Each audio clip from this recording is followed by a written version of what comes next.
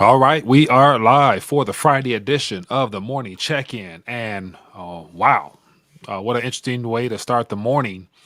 I'm seeing dark red out here in these markets, and yeah. So today, just trying to compile all the news together, share with you some things that, of course, I'm sure by now everybody's plugged in because it appears uh, that something has broken in the monetary structure and of course stocks being the primary focal point for this world we live in. It appears that something is broken, and I think I saw some figures out here, billions if not trillions is just being vaporized. But nevertheless, gold and silver taking somewhat of a hit, but then again, at the end of the day, we know what remains, despite all the volatility and probably the emotional events that our people are experiencing right now. But nevertheless, it's Friday. Don't worry about it. Be good.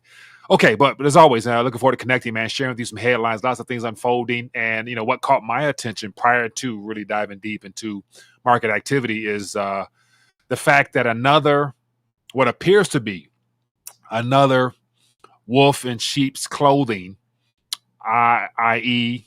Javier Milei from Argentina, the one who ran on freeing the Argentinian people, getting rid of the banks, and doing all the stuff that we know that the patriotic, conservative, right individuals preach from their pulpits. But then again, at this crucial moment, it looks like he's sending the Argentinians gold abroad into the unknown with no details, no level of transparency at the time that gold has done outstandingly well when weighted in dying fiat. And in particular, the US dollar, which is the head honcho, but more importantly, the Argentinian peso, which has been completely decimated. And they're sending gold abroad. So the Argentinian people are losing again. And the reason I mention that is because if it can happen to them, it can happen to you or us. But then again, if you are awake and aware and realize the importance of owning real tangible wealth in your hand, regardless of what the temporary price in USD terms might appear to be on a screen, in the end, when the dust settles, you're holding something that the world recognizes as sound, true, and tested. So, okay. Anyway, people, hope all is well, man. I hope everyone's day is off to a good start. Let me know if the audio is coming in good and we can make it work here. And also, feel free to throw some chats, thoughts, ideas in the comment section. I'd love to interact. And looks like X says dominoes fall on the banks next year. Dominoes are falling on the regional banks right now, and it's very alarming. If you look at some of the banking indexes, regional banks are already getting hammered. We talked about that throughout the year. It's the G-SIBs, the top 7, 8 banks in our country that's doing relatively well. So there's been a decoupling in the banking sector. So the commercial real estate is going to drag down the regional banks, we know. And all those regional banks, their assets will be absorbed up into the G-SIBs, making them bigger, badder, and stronger. And then once the big banks start having issues, then the Federal Reserve and the Treasury will come in and save them. And then they'll get bonuses. We know how the looting goes. This is called the great looting. Anyway, it's going to be, it is what it is, man. You can't stop any of this. You can just watch as a spectator and try not to participate as best as you can, knowing that it's going to impact you. But that's why I encourage people. I've been doing it. Everybody in the alternative media space know what can help shield you from complete losses. You're going to take losses, but it won't be complete losses. Because if you're solely in their world, and speaking of which, I'm ranting a little bit, but bear with me to be worth your time. I actually am working on putting together, I was putting together a video just to highlight how complicated this world that I'm referring to really is. Let me share a visual aid with you real quick here. Let me see if I can Let me grab it. Give me a second here. This is just off the cuff, but I'm just I always try to use examples, infographics to try to show things in a somewhat simple manner of what's at stake here. And let me grab, here we go. Okay, so let me just share this visual aid here with you that I came across that summarizes the entire monetary pipeline that I refer to often when I talk about just the monetary system and how complex it is. So this is what, let me grab it on the screen here. This is what you're not taught in school. This is a infographic highlighting the entire structure of what is labeled here at the very top, the US dollar system. And so this right now is what has held the world together for the last 100 plus years. And they've built out a very complex structure. And this structure here is comprised of every single entity, as you see on the screen here, BIS. We got offshore euro dollar system. We have all the international regulators and sub-rationales. We got the World Bank, IFR, IPOS, FIN, CodeNet. You got all this stuff that the average person know nothing about. And here in the very middle, we have the U.S. government that issues the debt. And from that, all this other dollar derivative, dollar denominated stuff is created. And then we got in the very middle, the Federal Reserve, and there are 12 branches off here to the far right of the screen, far right of the screen for me, far left for you. And then we got the banking system here, the depository institutions. We got the payment, settlement, railways. And then, of course, here, you are here right in the middle. You go to work, you deposit your funds into this complex web of confusion. And from there, they're able to create all types of units around the world. And that's how things continue to move on. But then again, if one of those avenues are cut off, it's going to ripple effect throughout the entire structure. And ultimately, the Federal Reserve note, aka what we refer to as a dollar, will be impacted. But like I always say, all dollars are not created equal. You have the US Mint dollars in the form of gold and silver and previous coinage that had silver and gold in it. And then you have this debt-based world that everybody is more focused on than anything else. That's what's at stake. Okay, enough of the rant. All right, man. So let me get into it as always, man. Let me see, 1, 2, 3, 4, 5. I got 10, 12 tabs, man. I got 10 or 12 tabs. My phone is ringing. All right, so let me get into this as best I can. But before I do that, I got to make sure I big up. Got to big up my partners. Let me go ahead and get this on the screen here. All right, man. As always, I want to make sure for those who might be new, you never know, but colonialsmetalsgroup.com/RTD, my partners that have allowed the community to reach out to them, the experts, to find out about how to protect and preserve your retirement savings. And based upon all this stuff we're seeing right now happening, this is nothing. This is just some tremors. I'm telling you, this is tremors, but it's enough to really cause people to be concerned. So if you want to alleviate a lot of the damage that will occur in the future, then I encourage you to think outside the box. And thinking outside the box means taking what is rightfully yours that is within that complex web I just showed you and removing some of it out of it and putting into gold and silver in a self-directed IRA. If you're interested in finding out more, these are the people to help you do that. Fill out this form from the link in the description. Ask questions, get everything you need answered to make sure that this is something that's good for you, because this is a true life altering decision as far as taking responsibility for your own finances and not trusting, an algorithm or a portfolio manager or nothing like that. Because once again, if stuff hits the fan, there's no oops, there's no insurance on that. But having something in your hand or something you can get access to is definitely make a world of difference. But so if you guys are interested, feel free, reach out to my people, click the number, call them, and I get your questions answered.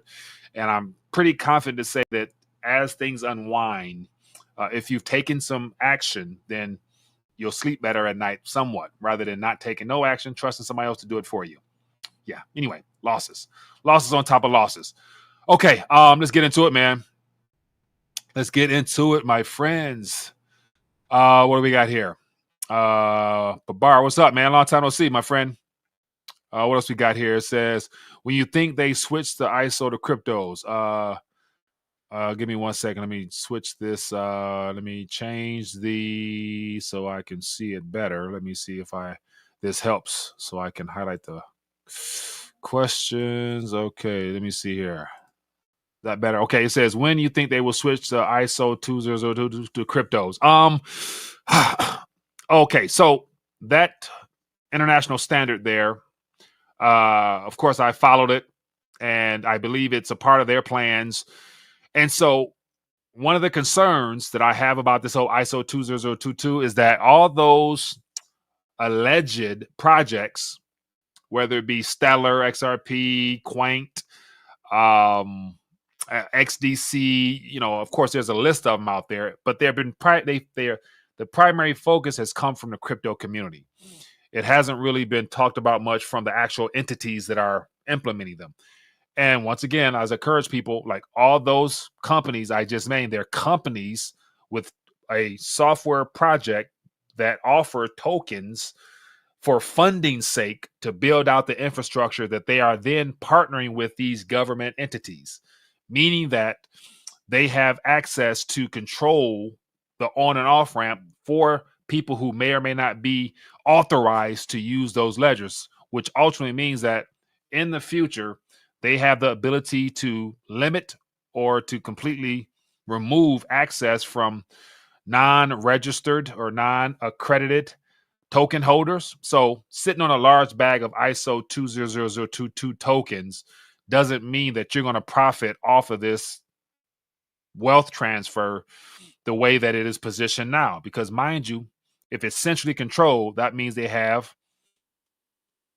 access points for themselves to cut off the public's participation in those coins. So you could literally just be funding these projects now by buying large amounts of these tokens and sitting on them in your wallet, thinking that, man, like as the price goes up, I'm getting rich. And then possibly in the future, you go to redeem, cash out, or whatever, and access is denied. And if you think I'm lying, Hedera hash graph, literally, when the network was stopped by the operators of it, people couldn't get in or they couldn't get out. And once again, that's a fact. So check into that. So that's why I said don't bank on this crypto being your savior, because if they're telling you where the world is going and they're putting all this tempting stuff on a platter and serving it to the world, they're doing it to distract you and to keep your attention focused on it. So just be careful. That's my biggest thing. Be careful. And so I wouldn't bank on that making you like uber wealthy, rich, but it is what it is. Okay, so let's get into the news, man. So right now, let me. So as I refresh my screens, lots of activity happening. Lots of activity. Lots of red. Like bloody red. And so just looking at metals real quick, when we go through some things. So we got precious metals on the screen. We have gold at $2,413. We got silver, just took a little bit of a dip. Says change due to normal trading, down 2.92%. So it's $27.95. Then platinum is $950. Palladium is $872. All right. So once again, price in USD terms is irrelevant, because if gold and silver from the United States Mint is the true nature of a dollar, then it's going to be all right in the long run. It's just this spot manipulation that is of concern. But then again, if you know the game, it's not really that much of a concern. But on another note, for my crypto people, it looks like, because of what's happening, these bubbles is getting bigger. And so we're having clearly a liquidity crunch right now, as people are just deciding to opt out of things that is more expendable. And so right now, Bitcoin is $62,000. And so that's definitely something that the maxis would say is a bite a dip moment, because of course it will go back up. It will go back up. It's going to shoot past 100 and 200. It's going to go that way eventually. But in the meantime, it's going to cause a lot of newbies that don't realize that this whole technology is an escape hatch to prevent hyperinflation in U.S. dollar terms. So they would rather it go into this type of stuff to make it appear that people are getting wealthy, but in actuality, our currency is being rebranded. And so that's just something I'm sure people are concerned with. And then what else we got here? Ethereum is at 3,000. So for those who speculate, you got more than enough opportunity. And then here we have what is most notable, which most impacts most people who are participating in the legacy system with their financial assets in the form of equities. So as of right now, the banks this is dark red. This is like what I would consider, we got light red, medium red, dark red, which means the S&P 500 right now, the banks are in trouble. And I imagine it's probably the regional banks, literally. Perhaps some type of commercial real estate loan situation happened. I know we got the jobs figures and all that, stuff. Employment's up. We got the SAM rule. Apparently, this has been activated, which basically states that, once the unemployment numbers within a short period of time exceeds like a 0.05 or so, point something, that is the official trigger to a recession. But then again, for those who pay attention, we've been in a recession for a while. They just, change the definition and kick the can a little further. But so these are some things I'm sure people are concerned about. But then again, it is what it is. So just refresh, just to show you what that previous chart was about. If we look at the magnificent, are they really all that magnificent? We will, unless the Fed pivots and juice the markets, is going to be. So Nvidia's down 104. That's literally what? That's probably 300, 400 billion right there. Microsoft is down 2.93. That's a couple hundred billion. Google down 3.4. That's a couple billion. Meta's down 484 points, 3.9. And Amazon down 12.44%. That's another couple billion. So you tally all those billions that are literally being transferred, because on the other side of this, people are making bread. People who knew that this was coming or anticipated this was coming, they shorted it and they getting paid. So let's look at this. This is something that caught my attention. And then we'll get into the primary subject. Here's something just came across. Jacob King, don't know him from the Man in the Moon, but he just says literally let me share it. It says over 2.9 trillion. 2.9 trillion has been wiped out from major indices and stocks this morning due to growing fears of a global recession. This is the worst day for stocks since March 16th, 2020, during the health event that caused the 15 days to slow the spread. Remember those days? So March 16th, 2.9 trillion wiped out. Yeah. Hey, that's real. This is real. This is what's happening out here, man. This is real in the field. Okay, but keeping it moving. So outside of this is important. But then again, it just puts pressure on the Fed to, do something if it continues on. And I even saw in Japan, they had to shut the stock market. They had to stop the markets twice because of their response over there. So it's definitely of concern. Here's something what I want to talk about, because this again plays into the whole, there's going to be, a man that can come and make change and bring all the save the country type of narrative that I talked about. How don't trust this guy. Something's up with this guy. He's telling the people what they want to hear. Mind you, I'm just starting reading my book here, Propaganda, written in 1928. I'm about 4 chapters through, and already I'm like, it just allows you to see through some of the fluff that's put out there and how they structure narratives to sell ideas that, if done correctly with a strategic format, you'll eventually think it's your idea. It's just genius, man. Like this stuff is like a Hollywood movie in real life. Okay, but bear with me. It's Friday. I don't want to make this seem too light, as if I'm joking or whatever. Low blood pressure is down 900. Yeah, man, that's real. So anyway, let's get into this. I want to get through this and give you the nuts and bolts, man. And don't want to waste any time, because I'm sure today is going to be a juicy day. But here's just a little caption I saw. Argentina President Milei has begun shipping parts of Argentina's supply of 2 million troy ounces of gold, valued at $4.5 billion, to the Rothschild Company private banking group in London. So, from previous events, we talked about this before, but whenever gold leaves the country, it never returns, unless you're a part of the European banking cartel system, like Germany, who was when they repatriated their gold, they were a heavy manufacturing hub. That's changed now, but because of their status, they were able to get a good chunk of their gold back.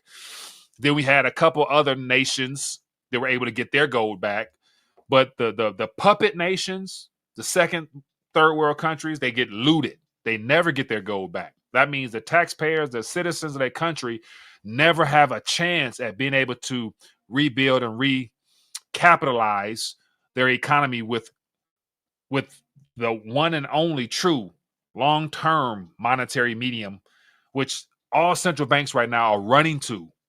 Right now, they're running to gold as a safety haven against their own malfeasance. And while here in the U.S., we got people talking about a Bitcoin reserve. And so here's the thing, like we supposedly have 8,300 and some tons of gold in Fort Knox in New York, but they never talk about that. But it doesn't even matter because our national debt is $35,100,000,000,000 now. And our deficit is ever growing. Our financial house is in shambles, but gold is never associated with helping to get that in order. So if we can't even take care of our own financial day-to-day activity in this country, what good would a Bitcoin reserve do? What would that do other than absorb all the additional trillions of dollars that's about to be created in the next couple of months and years? So the propaganda goes so thick. It's at this point it's comical. I just can't help but laugh. But Argentina's been looted, and just let me share with you how bad it is. So let me show you how bad it is and how it's coming at the wrong time for Argentina. So here is the price of gold priced in pesos. And so this is a 2-year chart. So literally November of 2022, an ounce of gold was 256,000 pesos. 256,000 pesos. And so let's just go back to March. Let's go back to March in similar fashion of the last time the equities markets dropped.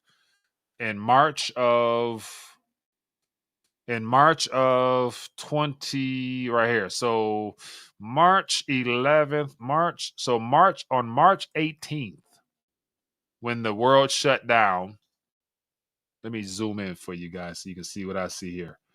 So on March, let me move out the way. Let me make sure. And so I mention all of this just because this is just a good history lesson. So we have March 18th of 2020. An ounce of gold was 93,000 pesos. 93,000 pesos. That's 5 digits. 4 years ago, March, the time the world shut down. And of course, we know, look at this. And so just look at this right here. I was going to show you. It was a little blip where it sold off. Let me zoom. Nope. Okay, I can't. Okay, so point of cases. Let me go here. So here we are now. This is, just to show you how if you had done nothing other than just redeem fiat and get something solid, just in sheer fiat destruction alone, the appreciation of metal in dying currency is guaranteed, which means you get a chance to accumulate additional purchasing power rather than having it stolen from you by holding fiat. So from this time here at 90,000 pesos all the way to right now today is 2.261334 million pesos. So having 1 ounce of gold sitting in, burying it in, wherever, is like it's going to increase in nominal value. And if that's happening in Argentina right now, at the same time, the government decided to get rid of the gold. So this is what we have here. They decided to get rid of the gold. At the same time, the peso is dying. The mystery of Argentina's gold. Milei admits that it was transferred abroad without specifying the quantities or destination. So once again, in the midst of a global monetary reset, you would think if he was for the people and for helping his people, he would think about holding his gold and probably extracting more out of the ground and using it as a insurance against his own currency. God forbid he talk about backing the peso with gold. He couldn't do that. But all the meetings he's had with all the string masters has led him to send the gold abroad into Europe, more than likely, which, of course, as I mentioned from that tweet, is the Rothschild headquarters, and to secure a fiat loan at the same time that he will never be able to pay back his nation's debt. So he got rid of what was real, brought in some derivatives of that, and will then pay the creditors that they owe, which are the same people where the gold went, the IMF.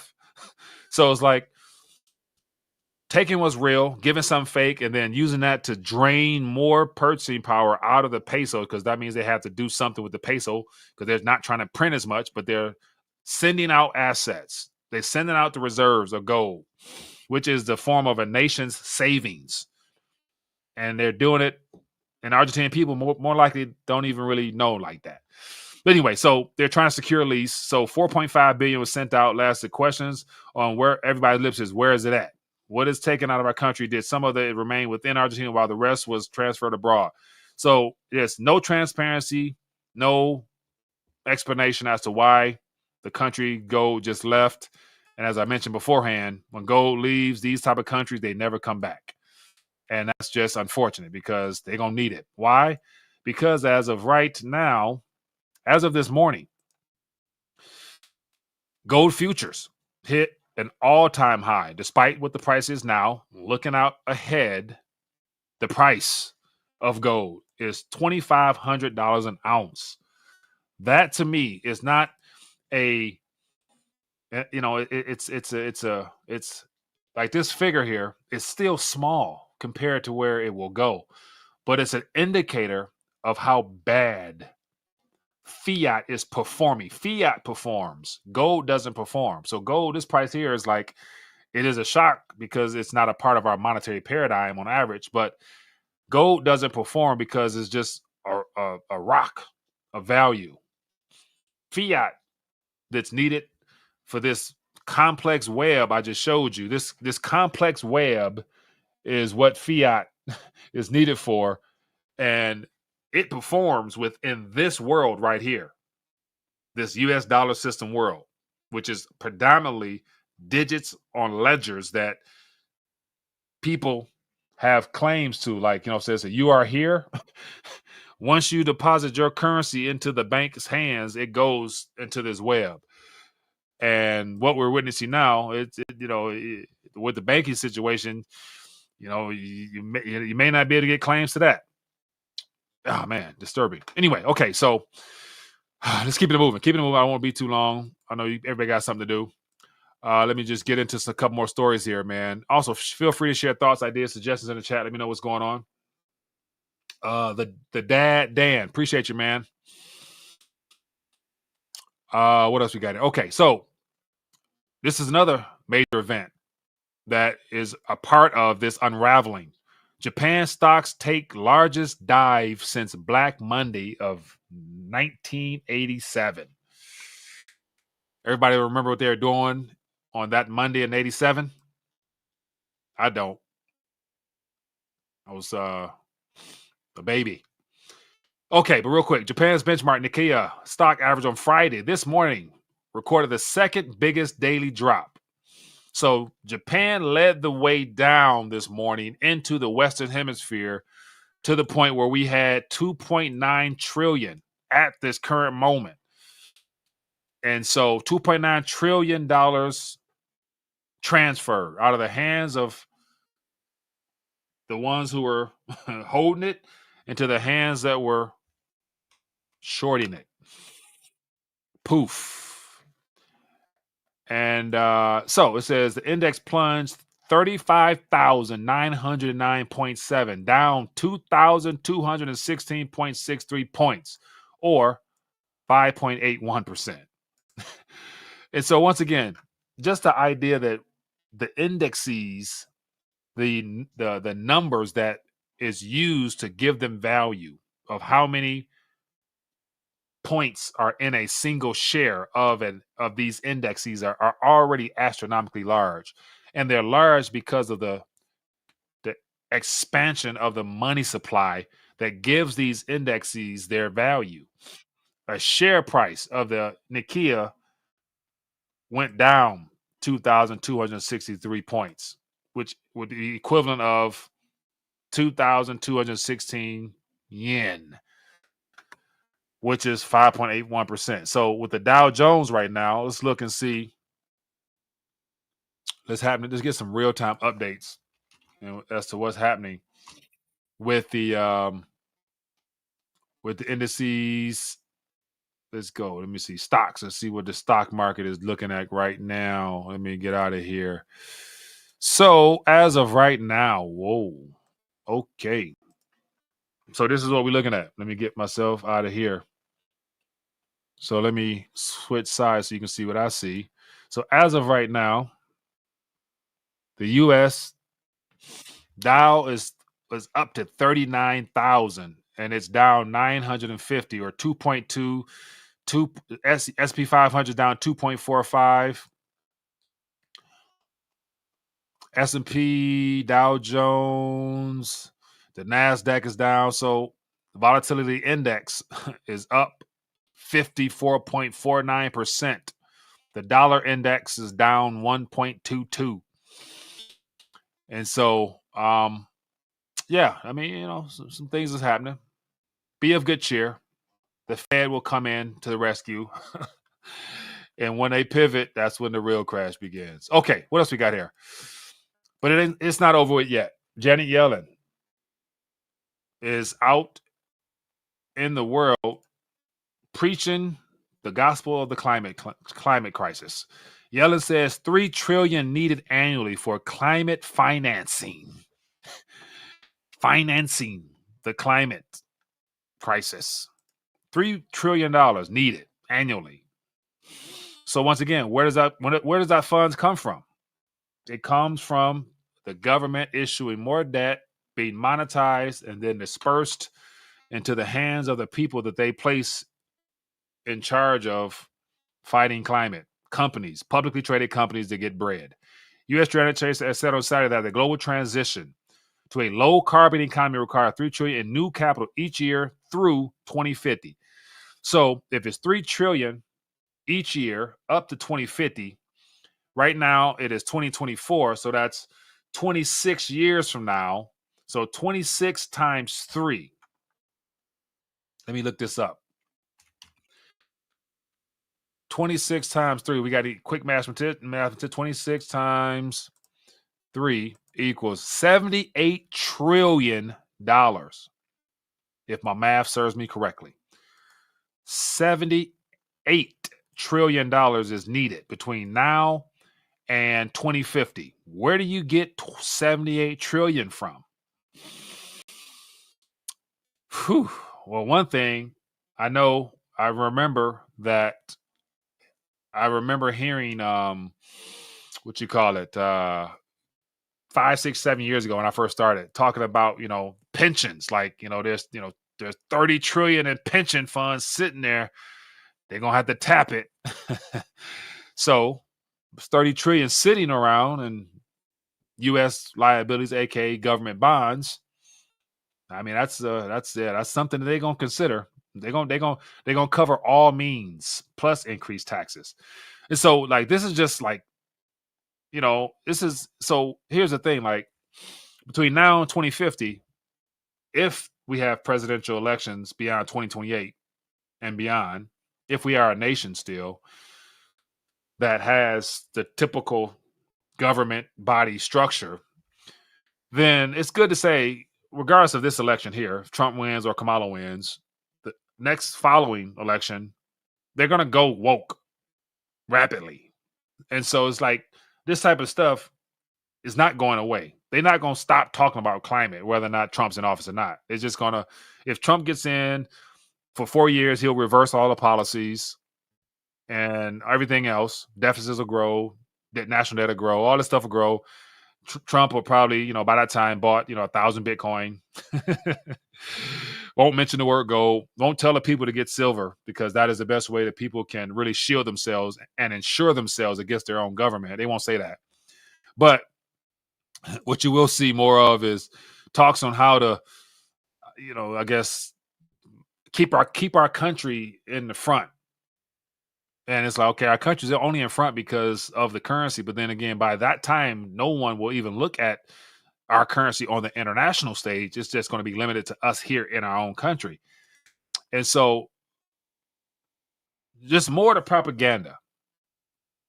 Gold is being accumulated in droves. The dollar priced in gold is failing. And we have leadership that's so focused on a Bitcoin reserve. So you just type in Bitcoin reserve. And then yesterday, you get Loomis. Senator Loomis formally introduces a bill to establish national Bitcoin reserve. Only people really, really promoting Bitcoin happen to be the influencers that were early, and Wall Street now that has financialized a product to sell it to people so they can make fees. And then our government now is pro Bitcoin because they see a way, or they already knew, a decade ago before the NSA created it, that this will be a great way of buying time and subverting attention away from gold. As more people got rid of U.S. liabilities and bought gold on the international scene, we can pretty much use Bitcoin, and hopefully we can convince other G7 nations to jump on board. Because as of right now, Hong Kong and some of the other nations that are puppet nations to the U.S. are also doing pro-Bitcoin ETF type activities. And it's like, okay, when you see all of them doing the same thing at the same time, it lets me know that, this is not we can't beat them, so let's join them type of movement. No, this is like, okay, this is exactly what they had in mind before now. And the fact that if that is a slight possibility, that means that everything else to do with this sector has been a farce. You've been duped. And it's just my opinion. But then again, given what's at stake, the loss of a national currency on an international stage is the greatest loss this country can take, because all those units will then have to come back, creating more of a problem on top of the additional currency that will be needed to stabilize the debt market. And so, yeah, anyway, that's just some things right there. Okay, let me get to a couple more things here, and then I'll share with you some interesting trends that caught my attention on Twitter. So it looks like the U.S. has officially recognized the opposition candidate Gonzalez as the winner of Venezuela presidential election. So once again, why does the U.S. care, apart from the fact that they were a part of this change? They supported Juan Guaido in 2020. Trump vouched for that. Didn't work out. So now they're promoting Gonzalez. Don't be surprised, because the heat is on so much for the U.S. to continue to secure real world resources, that they send some agents down there, or they'll a civil war breakout led by U.S. assets, and then they'll say something like, we need to go down there and free the Venezuelan people from Maduro, and they send boots, U.S. boots down there. That's how desperate things could be right now.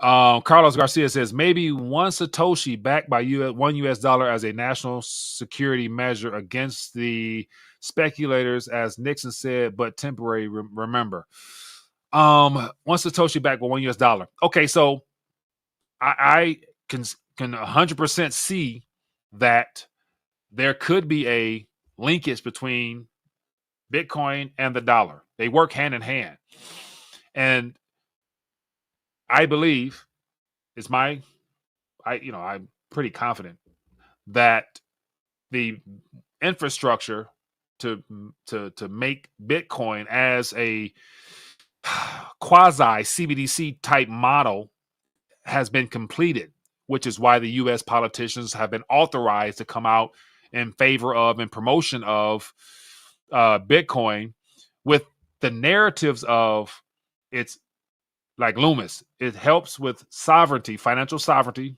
people to have a right to protect themselves against the U.S. government. So she's a part of government, in the government, inside the Capitol building, saying that Bitcoin gives the American people a way of protecting themselves against us. And so she's cheering for that.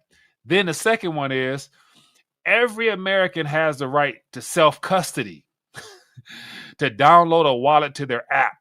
It's like, I thought in my mind, and the skeptic would think that, like, if the Bitcoin is really all this disruptive and it's really like, something that's going to, remove power from the government, then why would the government official be telling people to download an app so they can store their own currency?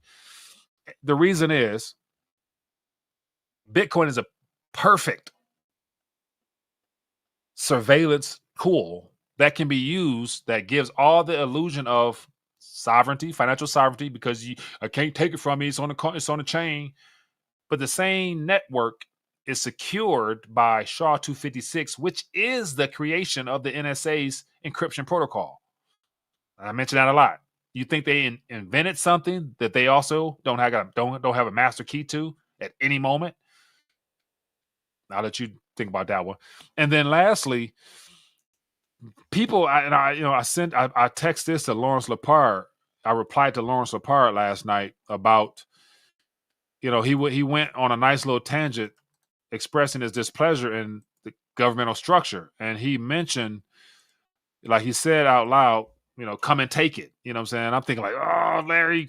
And I said, Larry, man, be careful, man. I'm like, the NSA giveth, the NSA can taketh away. And I've not seen one Bitcoiner talk about the NSA's surveillance network that they have built specifically for Bitcoin. The NSA worked to track down Bitcoin users. So if you go through this article here, and this is what came out in 2013, there's a program right here that no Bitcoiner talks about. Specifically, the NSA targeted Bitcoin through Money Rocket, a sub-program of 𝗙𝗘𝗟𝗡, which tapped network equipment to gather data from Middle East, Europe, Southeast, and Asia, according to classified descriptions.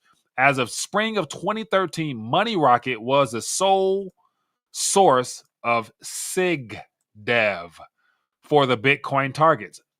What is SIGDEV? It's a deep analytical method used to get it, get great detail of Bitcoin. The March 29th report stated, using the term for signals intelligence development, SIGDEV, to indicate the agency had no other way to surveil Bitcoin users. The data obtained through Money Rocket is described in the full document of full take surveillance. Full take surveillance. They have perfected with Money Rocket and 𝗙𝗘𝗟𝗡. So those are software programs that you can't even Google them. You can't even search for them because they're not even made public. So if Snowden didn't come out and drop these nuggets, then people wouldn't even know. But they have a national, this is me taking it deeper. They got a national Bitcoin database where they know every person who has what, because that's the whole part of the whole publicly visible ledger. They have perfected how they can track, trace, and surveil every human being that has that access point to Bitcoin. They can do it through your computer, through your screen, through your IP, through your MAC address. So this was 11 years ago. This was revealed, but they were working on it. They probably were working on it when they released the initial Satoshi wallet. So, hey, here's what it is. But then again, people think that There's freedom in computer code. Okay. What else we got here? Okay, let me I can rant some more. Let me just share some things here. So I'm gonna share with you what I've bookmarked on X. Some key things for some people that's worth following. Real quick here, let me go through the things. Amazon shares down 10%. Nasdaq falls $100, 100%. 100 falls 10%. The technical term for payroll report that just came out is dumpster fire from Lynn Alden, giving some about those figures. Like they were expecting 176 but got 114. Like it's an employment Armageddon. Okay. And then this one here, Geneve, whatever. U.S. recession is underway. According to the SAM rule, it is named after Fed economist 𝗙𝗙𝗟𝗟𝗢𝗪. A recession is likely if the unemployment rate 3-month averages rises 0.5% from its low. Bloomberg reports it has been triggered. So according to her, Bloomberg reports that the recession has been triggered. And then it goes on to talk about these figures and everything like that. So that's just some things that people, may or may not be paying attention to. Then there's a lot more. There's a farmer strike this past week, similar to what's happening in Europe. A lot of trucks were on the streets because of the water issue in Idaho. And then here's an interesting one here. Blacks Against Harris is a movement. And you had apparently on a Zoom call 72,000 attendees in total. The difference between us and the Democrats is that we uploaded the full video. So according to just this 5-minute clip here, these people on the screen, all melanated individuals, don't like Harris. And they know they've been lied to. They know she's a crony. They know she's a puppet. They just bashing her. I'm like, okay, that's different. And then what else here? We got just more details about this. Okay, whatever. Okay. And then Peter Schiff sums it up. Let Peter sum it up. Just 114,000 jobs were added in July, the fewest since December 2020, well below the 175 expected at a huge drop from 179 revised down. The unemployment rate jumped to 4.3%, the highest since October 21. The recession has arrived, and according to Peter, inflation will soon spike. And then I got Jim Rickards talking about gold at a new high, over 25 per ounce. That says very little about gold and everything about the dollar. It means the dollar is at an all-time low when a non-debt metric is used. Cross rates tell you nothing intrinsic. Gold tells you everything you need to know. All right, and that's what it is, man. That is what's happening today. The good old news in the US of A. And it's Friday, people. Enjoy your day. Be blessed. Be safe. And do everything you can to enjoy, live, laugh, learn, and let God do the rest. And as always, for those who might be new, if you haven't, check the description for all the opportunities and all the resources needed. And once again, like diversifying yourself is a great way to make sure that you got multiple avenues and multiple strategies. And so I haven't mentioned in a while, but the RTD Silver team is fully operational. If you're interested in stacking weight, automating your weight, helping others doing the same, and earning from your contribution to the network in real, tangible, physical silver, you can be rewarded handsomely. What do I mean? Let me share with you. This is the starter kit. This is a starter kit right here on the screen. All this silver. This is a part of the RTD Silver team. So if you're interested, links in the description, good people. All right. Be blessed, be safe. Shalom.